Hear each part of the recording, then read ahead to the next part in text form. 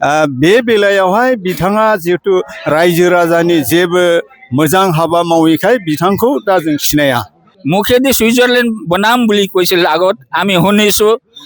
এই পৰিৱৰ্তনৰ ঢৌ যেতিয়া আহিল তেতিয়া এই ঢৌটো আমি যোৱা নাই।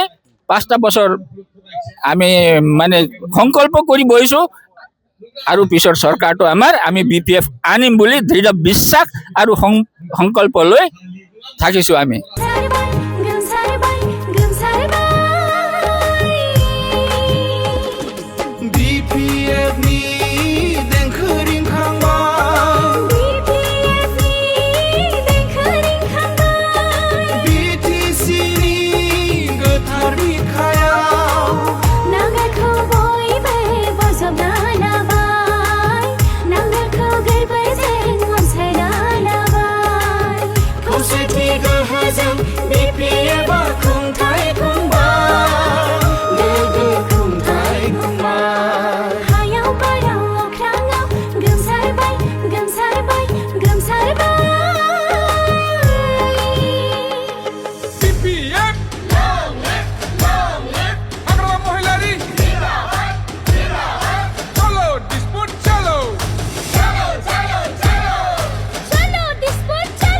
जोङो दा 10 जना देरहासार जागोन। जोंनि हाग्रामा महिलारि सारनि जे बिहि शिवली महिलारि बिथांनो जोङो जोंनि मैलुबान भटखौ जोङो नांगोल सावगारियाव जोङो जोंनि मैलुबान आसिखौ थुनानै जोङो बिथांखौ देरहासार खालामगोन। मानि थाखाय भट होगोन? जोङो डेभेलपमेन्टनि थाखाय, जेराव जोङो गोग्लैसोनानै थाबाय डेभेलपमेन्टखौ मोननो थाखायनो। दा बे डेभेलपमेन्टखौ जोङो बिसास खालामदों शिवली मेडामा देरहायोबा गासैखौबो बियो मावनानै होजोबगोनखौ जोङो आसा खालामदों। बिनि बेलायावथ' जोङो आं बुङो बियो रायजो राजानि थाखाय बबेबा लामा बबेबा हस्पिटाल माबा मोनसे अनुष्ठान जों मावनानै होनाय नुवाखै। एनेखि बिथाङा बे ओनसोलाव गिदिंनानै रायजोफोरजों मोजां बियो फ्रेमलि रायलायनायखौ नुफेराखै। आच्छा, बे बेलायावथ' जों बुंनो हायो जोंबो 17 बोसोर BPFआव थाबोनानै महिलारि सारनि मावनायखौ जोंनि मेगनजों जोङो दांग्रोमनानै, जों खानाफोर नङा, जोङो निजे प्रेक्टिकेलि नुनानै जों बिथांनि मावनायखौ जों साबायखर एबा थेंक इउ जों होनो नांगौ। बे बेलायावहाय बिथाङा जिहेतु रायजो राजानि जेबो मोजां हाबा मावैखाय बिथांखौ दा जों सिनाया।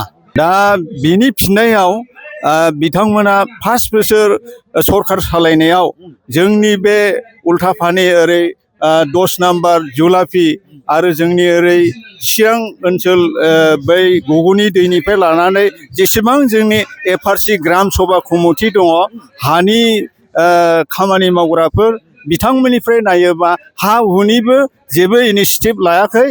बिसोरो बुंदोंल' जों हानि फाथा जों होगोन होननानै, खिन्थु जों बिथांमोना सरकारा बायलांबाय, दिनैसिमाव बिथांमोननि जे होनो नागिरनाय रादाय बेखौ जों मोननो हायाखै। दा बेनिखायनो आङो बुङो जाहैबाय सारा जोंनि BTCनि रायजो राजाफ्रा बे नांगोल सबियाव BPF सरकाराव गावनि मैलुबान भटखौ होनानै जों देरहासार खालामनांगौ।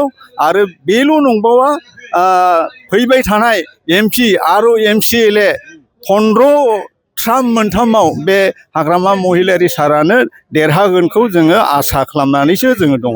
আমি তো 100% আমাৰ শিউলি বাইদেউ কেণ্ডিডেট, আমি BPFকে ভোট দিওঁ। আজি নহয়, বহু আগৰ পৰা যেতিয়া BTC একৰ্ড হ'ল তেতিয়াৰ পৰা আমি BPF, আজিলৈকে BPFই আছোঁ আৰু BPFকে আমি সমৰ্থন কৰিম।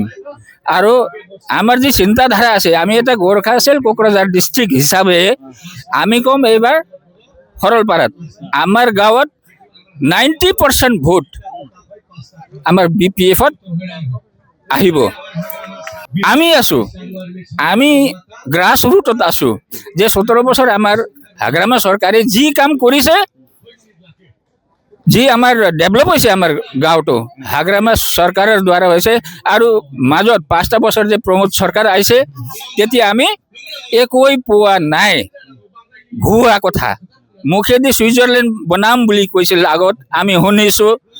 এই পৰিৱৰ্তনৰ ঢৌ যেতিয়া আহিল, তেতিয়া এই ঢৌটো আমি যোৱা নাই।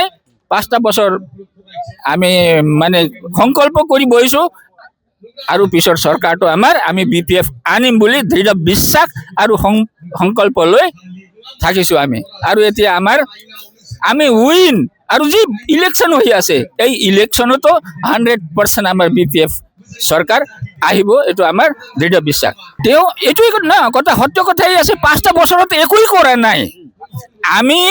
আমি ভাবোঁ আমাৰ জাগা, আমাৰ গাঁও ডেভেলপ হ'ব লাগিব। আমাক ডেভেলপ লাগে, পইচা নালাগে। আমাৰ গ্ৰাম আৰু আমাৰ যি মানে গ্ৰামবাসী আছে, সিহঁতক ডেভেলপ লাগে, আমাক পইচা নালাগে। মানে এইটো ভুৱা কথা। নহয়, ৰলেন্স লেবু চিনি নাপায় বোলে ৰাইজে। এইটো হ'ব পাৰে, কিয়নো 5টা বছৰ যেতিয়া ই ভোট জিকি গ'ল, আৰু 5টা বছৰ আমাৰ ৰাইজে দেখাই নাই। আৰু এতিয়া যে ইলেকশ্যন আহিল 5টা বছৰৰ পিছত, তেতিয়া আহি মই ইমান কৰিছোঁ বুলি ক'লেতো নহ'ব।